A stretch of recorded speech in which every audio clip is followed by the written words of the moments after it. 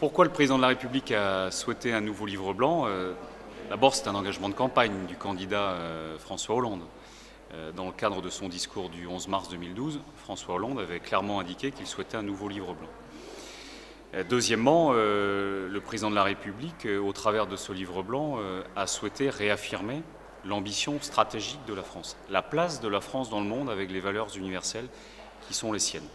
Deuxièmement, le livre blanc prend en compte les nouvelles menaces liées au développement d'Al-Qaïda, par exemple au Sahel, les nouvelles menaces liées à la prolifération nucléaire en Iran, en Corée du Nord et ailleurs, les nouvelles menaces liées à la piraterie maritime, par exemple, les nouvelles menaces liées aux cyberattaques.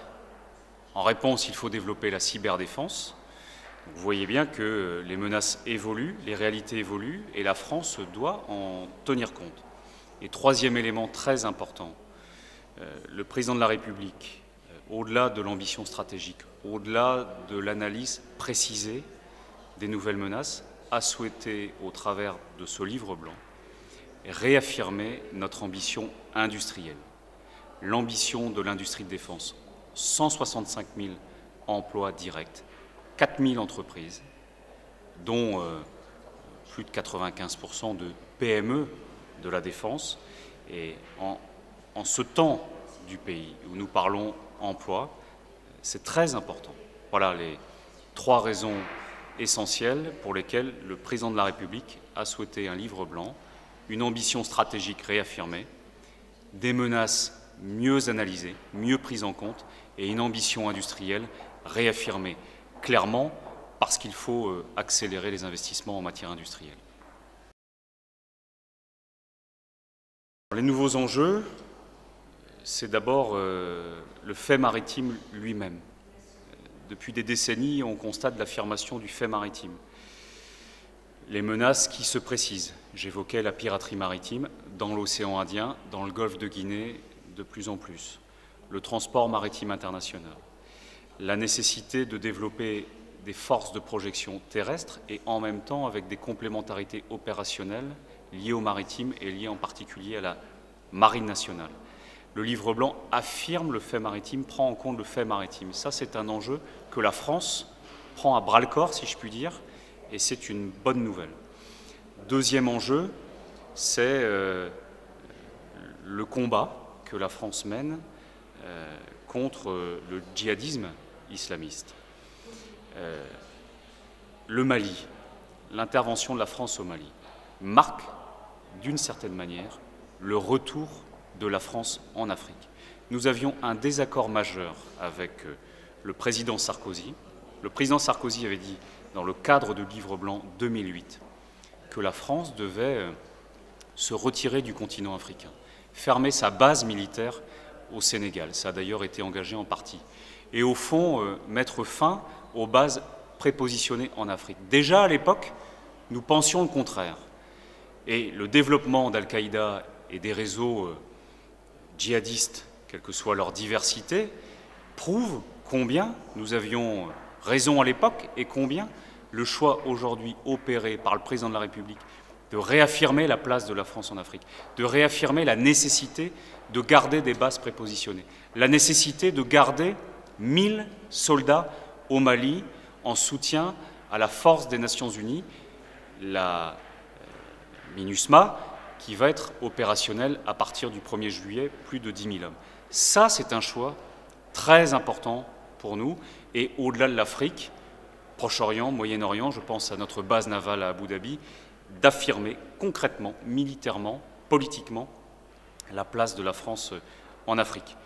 Maritime, Afrique et, troisième enjeu, je l'indiquais tout à l'heure, le développement de la cyberdéfense, le développement du renseignement. On le sait aujourd'hui, il faut, j'allais dire, avoir des yeux et des oreilles partout. Et notre intervention au Mali a montré nos limites en matière de capacité de surveillance. C'est le débat sur les drones. Le ministre de la Défense a engagé ce chantier qui traînait en France sur l'achat par la France de drones de surveillance, le développement par la France des capacités de drones de surveillance. C'est un débat un peu compliqué. En tout état de cause, Pour nous, ce sont des sujets importants. En réalité, pour aller à l'essentiel, quand je disais tout à l'heure, la France doit réaffirmer son ambition stratégique, les enjeux pour la France, c'est de choisir l'ambition stratégique, de dire non au déclin stratégique, de construire des cohérences stratégiques, des cohérences opérationnelles, et au cœur de tout ça, mobiliser les femmes et les hommes de la défense, qu'ils soient militaires ou civils, parce que tout ça repose sur des femmes et des hommes. Je considère qu'aujourd'hui, nous avons sauvé l'essentiel. Le président de la République, je viens de l'indiquer, a choisi la voie de l'ambition stratégique réaffirmée. Il a refusé le déclin stratégique. C'est très important, c'est fondamental pour notre nation, c'est même vital. Et je prends l'exemple de la dissuasion nucléaire. Pourquoi François Hollande a maintenu la dissuasion nucléaire? Pourquoi François Hollande a maintenu notre ambition en matière de nucléaire militaire? Parce que c'est notre assurance vie, c'est la protection du territoire, c'est la protection des populations, c'est le poids de notre droit de veto à l'ONU. Et puis par ailleurs, développer une industrie en matière de nucléaire militaire, c'est développer aussi des technologies qui servent à l'industrie nucléaire civile et plus globalement l'industrie. Tout ça est lié. Alors c'est vrai, le budget c'est compliqué parce que le contexte est celui qu'on connaît. La défense va contribuer à l'effort de redressement des comptes de la nation. Plusieurs milliards d'euros seront économisés au fil de ces prochaines années. Nous allons supprimer 24 000 postes. C'est une épreuve supplémentaire. Évidemment que c'est une épreuve pour les personnels, pour le ministère de la Défense, qui, je le rappelle, a rendu, si je puis dire, déjà plus de 60 000 postes depuis une dizaine d'années. Et en même temps, on le sait, il faut continuer tout en gardant un outil cohérent et crédible. C'est ça la contradiction à résoudre. C'est garder une ambition forte, un outil crédible, une capacité à protéger nos populations de notre territoire, une capacité à se projeter dans le monde, et en même temps, il faut être sérieux budgétairement, puisque c'est la formule. Donc nous allons faire des économies d'un côté, pour être crédibles, et en même temps, nous réaffirmons une ambition, je crois, très importante. Je termine d'un mot en disant, si on maintient à 31,4 milliards le budget de la défense, c'est aussi pour affirmer notre ambition en matière d'Europe de la défense. Alors ça peut paraître paradoxal. Pour Jean-Yves Le Drian, pour le président de la République, pour moi-même, ça va de pair. Le fait que la France garde un outil de défense fort et crédible, ça nous permet à Bruxelles de dire à nos partenaires européens, de manière constructive, avec la volonté de rassembler, de dire qu'il faut continuer à se mobiliser sur les questions de défense et sur les questions de sécurité. Et c'est d'ailleurs l'agenda européen.